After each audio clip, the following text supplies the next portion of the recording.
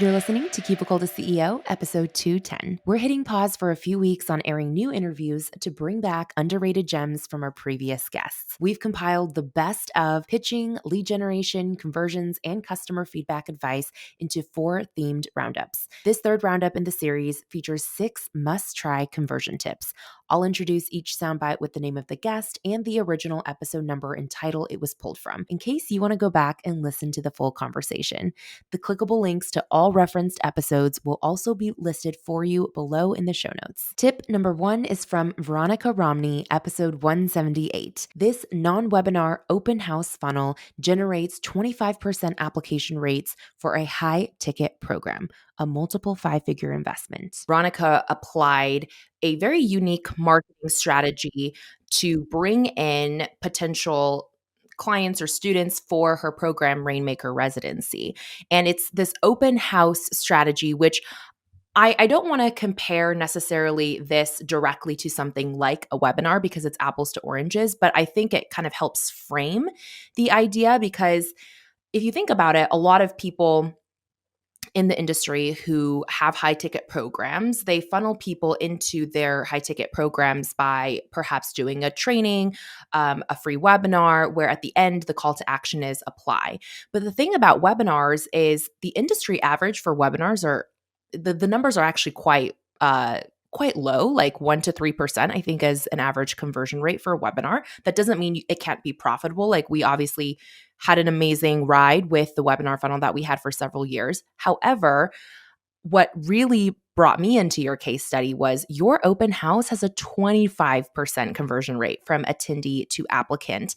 And so go ahead and share with the listeners, what is this open house strategy? What was the intention behind creating it? And walk us through like what that actually looks like for an attendee to come to your open house.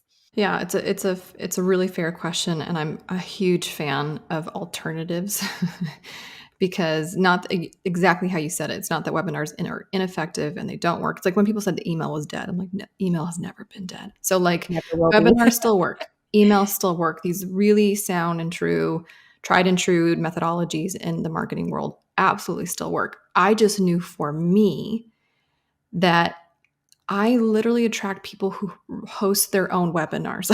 So, like, think about it though. Everybody that's in my program is at a position where they're scaling, right? They're in the very high multiple 6 figures. Most are in the 7 figures, going to 8 figures. I even have one member who's at 45 million a year already. So like, these are different types of players. In fact, they're the kind of players that are hosting their own webinars, their own challenges, their own stuff.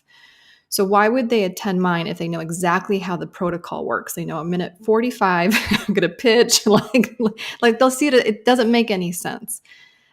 So I wanted to do something, but I still, as a good marketer, right? I've been a marketer for 15 plus years. I knew that I still wanted to have an event. I wanted some kind of time-based event where they got to get closer to me in proximity.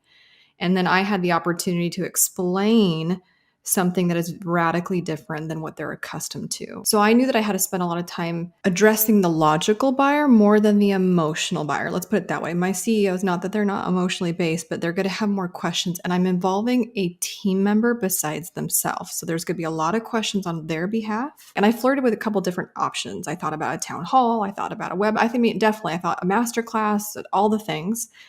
But what felt really right to me was literally a walkthrough, like the Parade of Homes type of walkthrough. Like, here's your kitchen. This is the mastermind side. Here's the living room. This is the MBA side of the program. Here's the bedroom. This is the retreat. And I walked them through in a very no fluff, super concise. Like, this is the ins and outs. This is the type of members that we have. These are the revenue sizes that they have. Like, all of the questions they could possibly come up. And the first time I did the open house was in January 2021.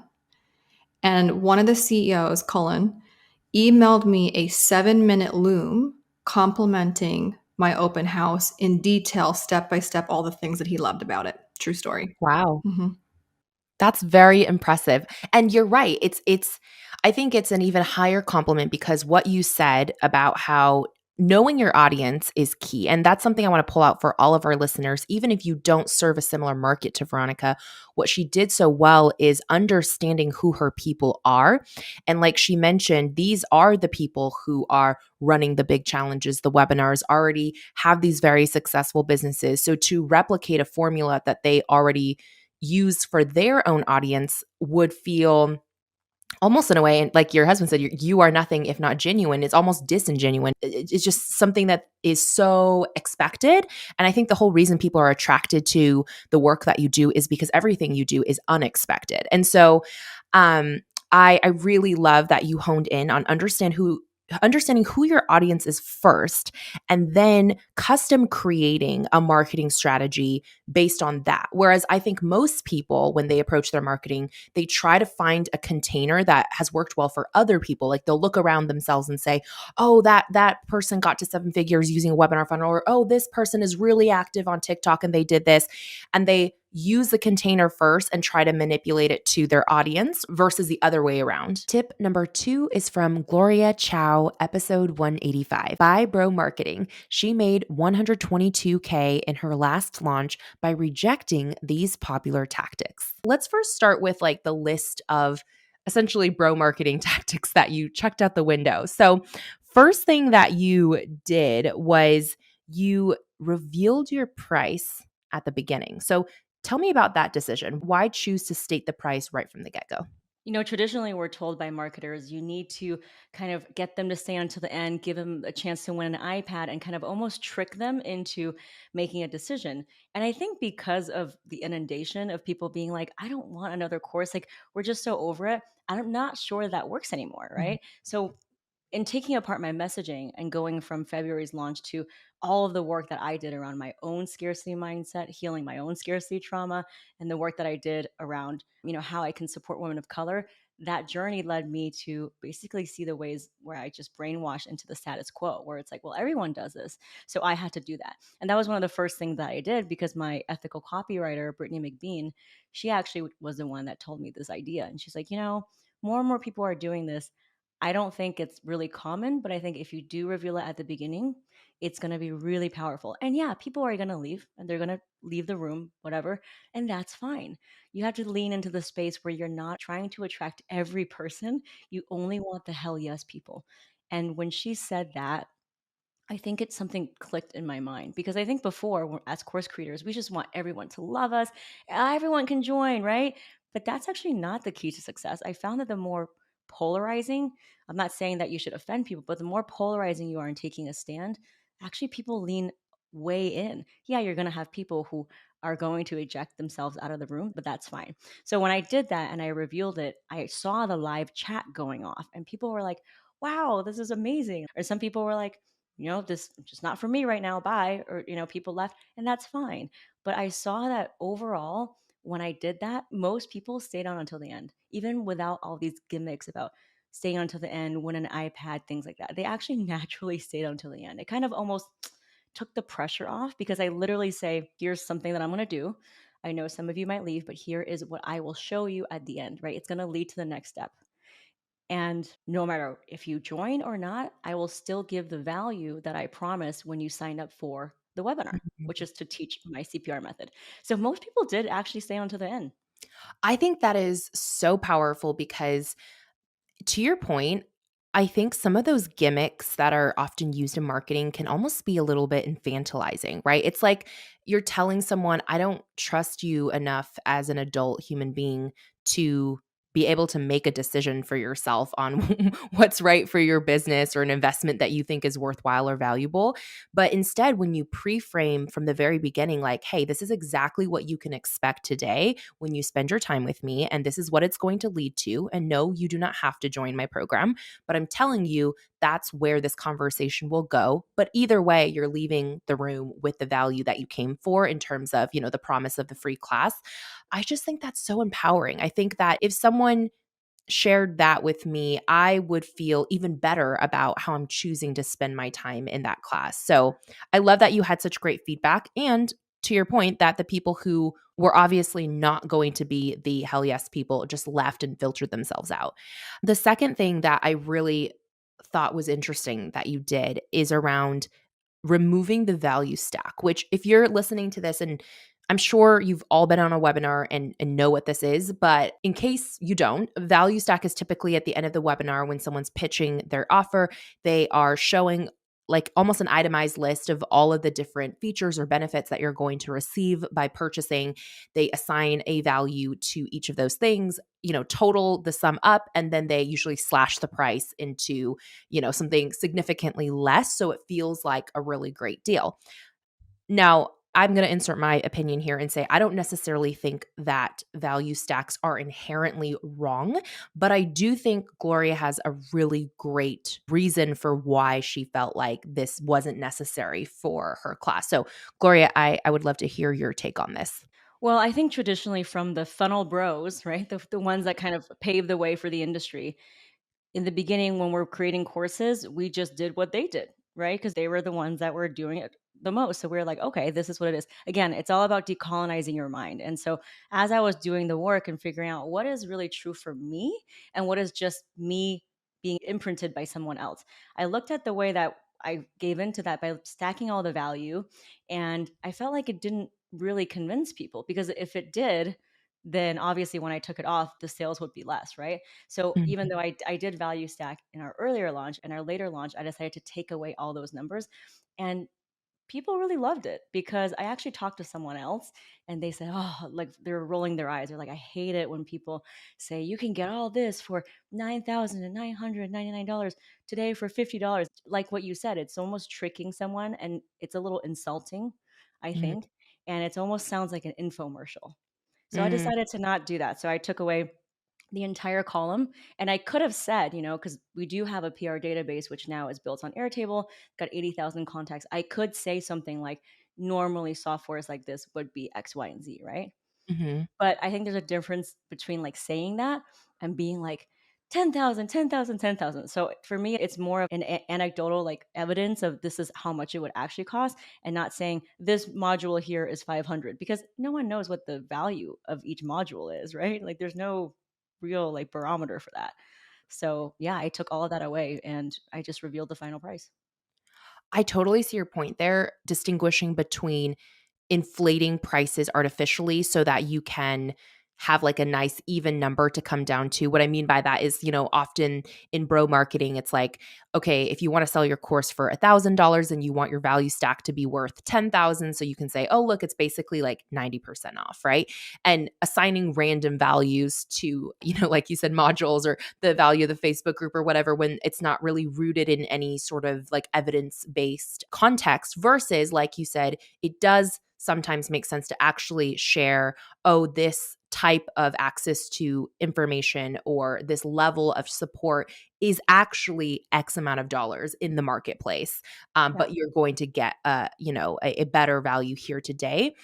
The latter feels more educational to me, Hmm. whereas the former feels like, to your point, it just feels like people can't see it through what that is. So I really Exactly. like the way you distinguish that. Yeah, another thing I'll add is when you do put those inflated numbers or you assign an arbitrary number, you're basically making the assumption that your audience only cares about saving money and that they only care about buying what's cheap. And that's absolutely not true. Sure, of course, like, as a child of immigrants, like Ellen, I'm sure like pinching pennies was how we were raised. But that's not the type of audience I'm trying to attract, because I realize in order for you to advocate for yourself and literally rewrite the narrative of what an entrepreneur looks like through doing the sacred work of pitching, it takes more than just pinching pennies, right? So, from a mindset shift, if you think about the law of energy, you are what you seek. If I just did all the value stack and I was like 90% off, I will only attract people who bought it because they're getting a deal. But then maybe the program is not for them because they're not looking for a transformation. So I Mhm. do agree. Instead of putting the value of a Facebook group, I would put what the value is. The value is that they're validated, that they're not alone in the scary journey, that someone can affirm them. To me, it's like that's a better way to sell it, is here's what it is and here's what you get. Not here's what it is and it's 90% off. Tip number 3 is from Annette and Sarah at Thanks for Visiting in episode 199. 2 ways to add urgency and increase funnel conversions by 50%. So I know you don't have the data on maybe the average cycle it took for someone from when they watched to when they purchased, but do you remember the average conversion rate from total leads to total sales back then, like prior to implementing the strategy, or even a rough estimate? It was definitely less than 1%. Yeah. And we had a lot lower leads flows coming through too, So yeah, it was under 1% because again, there wasn't any urgency. And I can say, we would even say like in our workshop, you can join us at any time. We'll always be here. And we thought that was being kind, Ellen, like telling them, and we still tell them we'll always be here, but that's after they kind of go through our whole sequence. But I want to offer this to all the listeners. You're serving your client, your customer.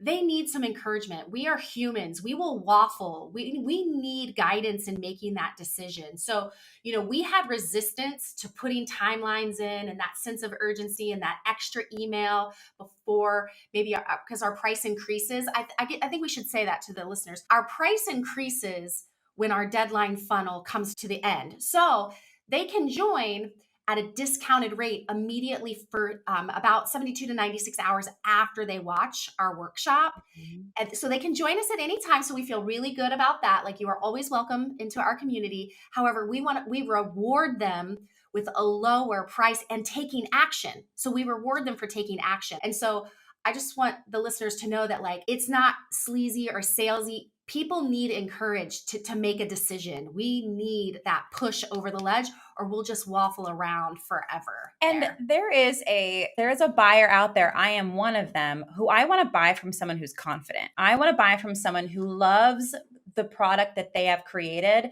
And they're like, if you are not in here, you are missing out, and you mean it to the bottom of your soul. So Annette and I work really hard to make sure our product is truly next level. There's nothing like it. We are better than everyone else out there because we work night and day to make it that way. And so for me, I had to make sure that we were confident in, like, yes, join us. It's going to be worth it for you. So data, though, because I know we want to get into the numbers, we'll tell you this number with confidence because this is where we lead. And listeners, we have multiple revenue streams, but I can tell you we were about 10K months. And when we, switched that strategy to sense of urgency, we were going to 50K months. And that wasn't really changing too much. It was really just sense of urgency. So let me repeat that. We were around 10K months, and trust me, we were over the moon excited about that. And we were just trying to increase that. And then we put that sense of urgency in, and we were like, what? So we saw that bump pretty much, I don't want to say overnight, but in the first, overnight. Yeah, when we launched the deadline funnel, the first one, we were like, what? So we did bake in. We can also let you know that in that case study, once we did the deadline funnel, we also did some fast action bonuses to really make it juicy. Hey, well, what's so different about joining now and joining later? And it was like, hey, when this deadline funnel, like when this clock hits 0, not only does this price go away, there are these bonuses that were really juicy. And so it's like, well, why would we ever join after that? Like, we don't want the price or the juiciness to go away. So we had 2 levers we were pulling there. One was the price and one was the bonuses. So it just wasn't this like ticking time bomb, boom, the price is gone. It was like ticking time bomb, like, hey, these bonuses are going away. Do not miss out on these. So I think the pricing and the bonuses combined were the magic, alongside deadline funnel. Tip number 4 is from yours truly. That's me, Ellen Yin, episode 144. 5 key shifts to take the suck out of sales calls. Shift number 3, this is going to really help you stand apart. And this is for you to really show up as the expert in the potential client's eyes, right? You want to suggest a specific solution for whatever problem they came to you with.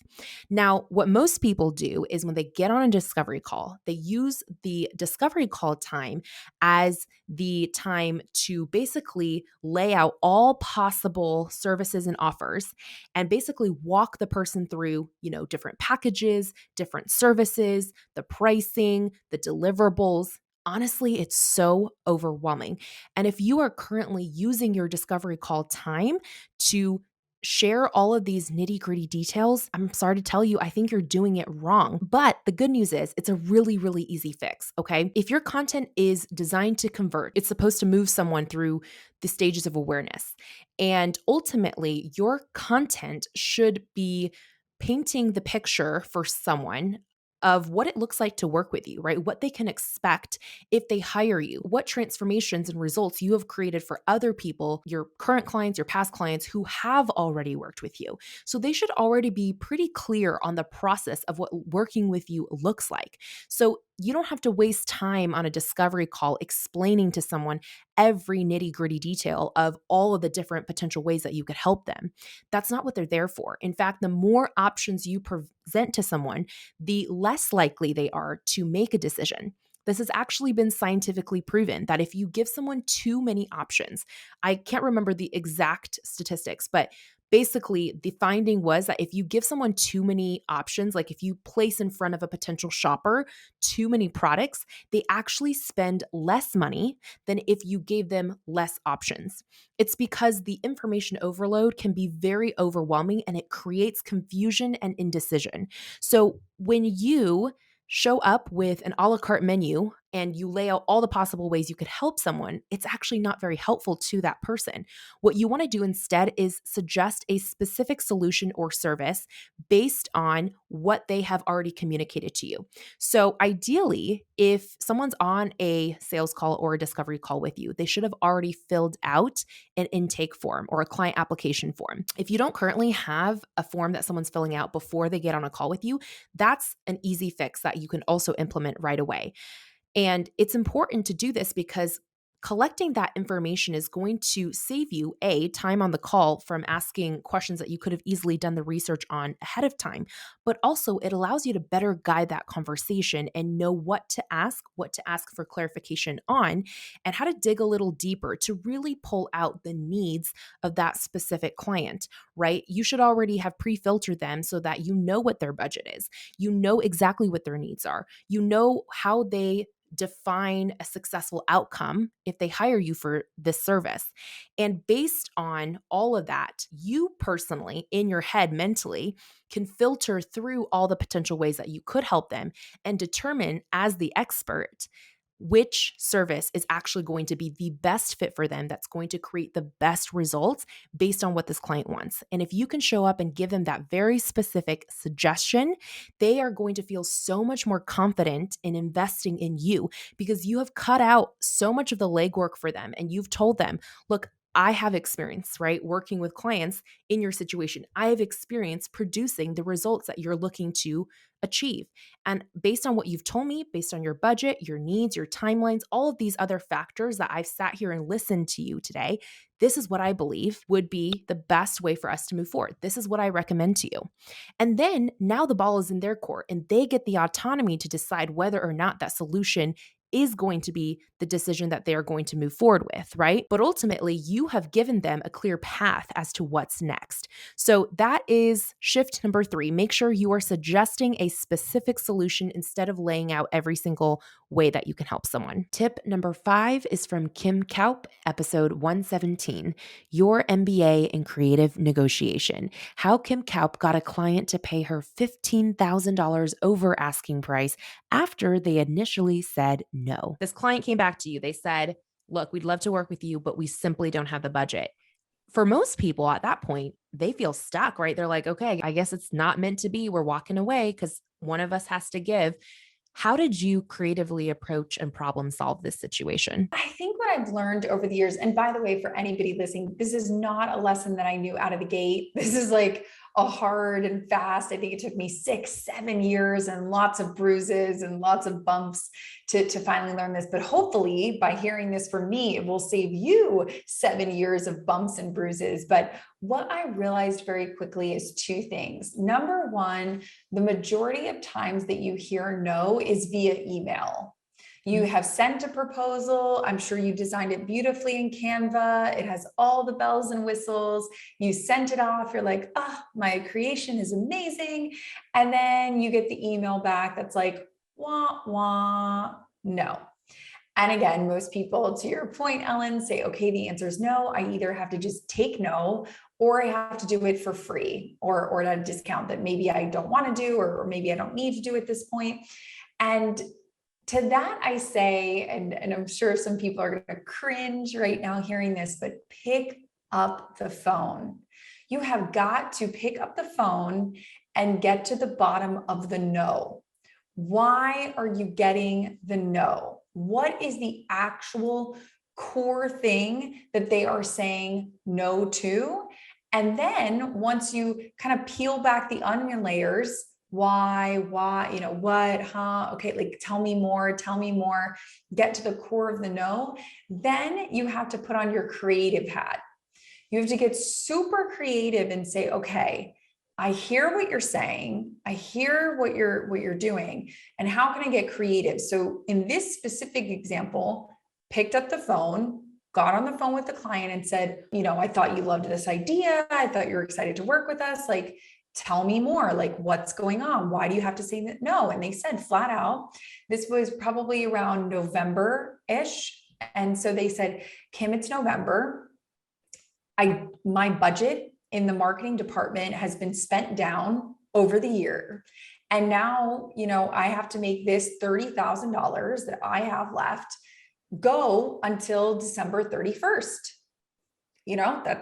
This is my job. I'm chief marketing. Like, this is what I have left.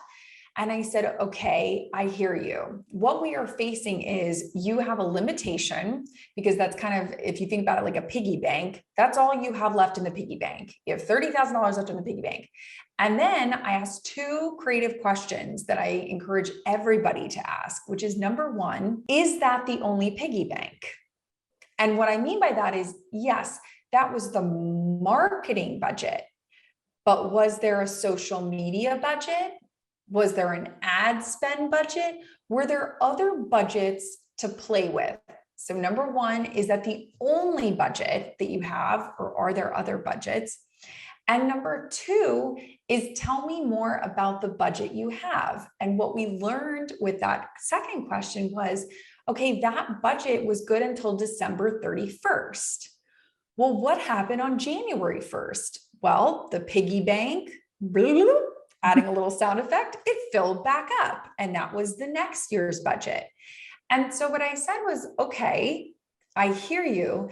Let's get creative in these two realms. Number one, can you go back to your finance team and say, can I borrow against next year's marketing budget? Just ask the question. Maybe you can, maybe you can't, but you don't know unless you ask. And I said, have you ever done that? And my client said, no, I've never even thought of that. I never even thought about going and saying, can I borrow against our future budget? So I said, okay, that's your homework. Check. Then I said, and what other budgets are there? And they said, well, now that I'm thinking about it, yeah, my counterpart on the social media team, it's the same situation. They have a budget that expires on December 31st.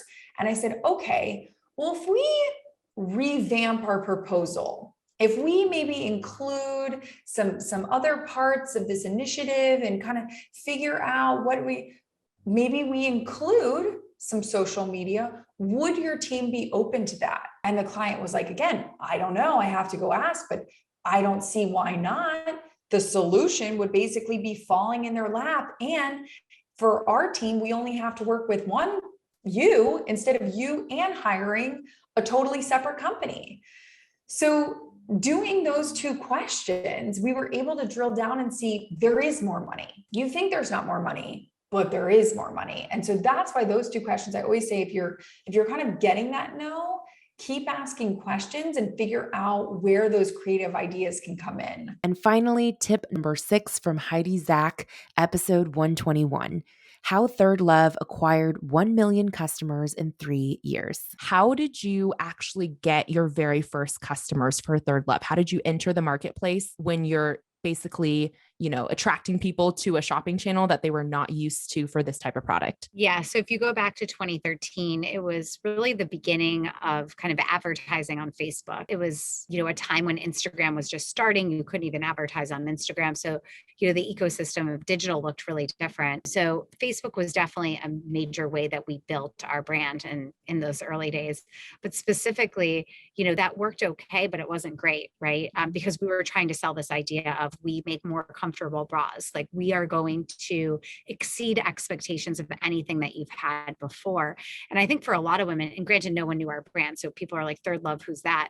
And so it felt, I think, a little bit too good to be true. And I don't know that it resonated enough for a lot of women to try us. And so we came together and we're like, we got to do something radically different. And we came up with this idea of a program called Try Before You Buy.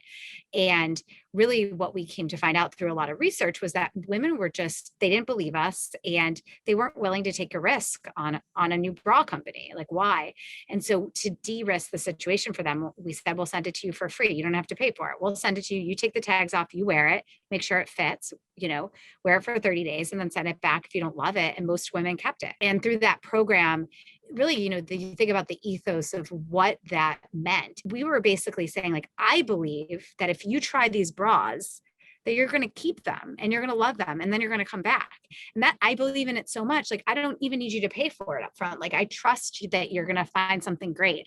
And so that really allowed us to establish our brand as a trusted partner, I think, like a trusted brand, a trusted partner to this big purchase of buying a bra online. And, that program we used for years and years. And that really was a mainstay of attracting our first million customers. So I actually remember hearing about your program. And that was something that stood out to me in this industry and in this space. I love that you guys were willing to take that risk. And I think that's a key takeaway for anyone listening is how do you take what you already are doing well and make it a no-brainer offer? How do you make it impossible for somebody to say no to at least giving you a try? Over my years in business, I found that when I model what I ask of others, the same give is reflected back to me.